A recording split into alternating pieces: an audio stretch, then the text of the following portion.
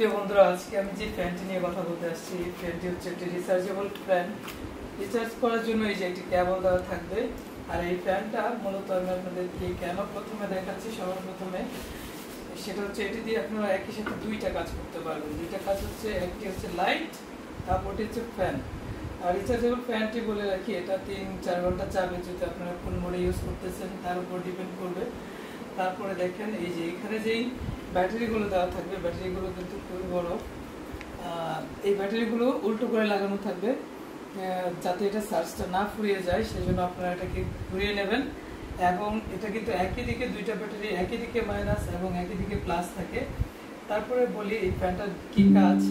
এইখানে দেখেন লাইট চিহ্ন দেওয়া আছে, এটা দিয়ে আপনারা লাইট পাবেন। লাইটটা প্রথমটা হচ্ছে হাই ভোল্ট, দ্বিতীয়টা লো ভোল্ট, তৃতীয় বাটনে এটা অফ হয়ে যাবে। আর একই সাথে হচ্ছে এটা ফ্যান।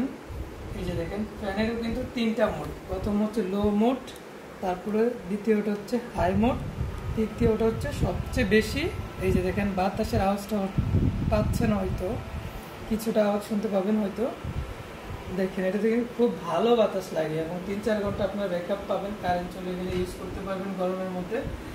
সো আমি মনে করি ফ্যানটা যারা চান এবং যাদের বাচ্চা আছে পড়াশোনার জন্য খুবই বেস্ট হবে। আর যেহেতু রিচার্জেবল ফ্যান, আপনারা চাইলে এটার আরও কয়েকটা কাজ আছে, সেটা বলে রাখি। এই যে দেখেন এখানে আউটপুট 5 ভোল্ট, এটা দিয়ে তো আপনারা মোবাইল চার্জ করতে পারবেন বা পাওয়ার ব্যাংকের যে কাজগুলো সেটি করতে পারবেন।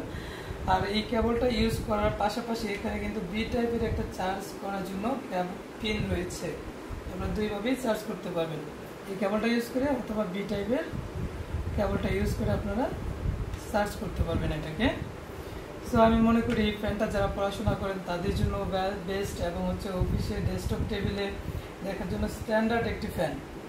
আমার মতে এই ফ্যানটা সবার টেবিলে খুবই সুন্দর লাগবে। আপনারা চাইলে এই ফ্যানটি আমার কাছ থেকে কিনতে পারেন। অবশ্যই নাম্বার, হোয়াটসঅ্যাপ এবং হচ্ছে আমার ওয়েবসাইট দেওয়া থাকবে, সেখানে আপনার ইউটিউব চ্যানেলেও এটার রিভিউ পেয়ে যাবেন। সেখানে আপনারা চাইলে সাবস্ক্রাইব করে ফলো করে রাখতে পারেন ফেসবুকে। সো আজকের মতো এই পর্যন্তই।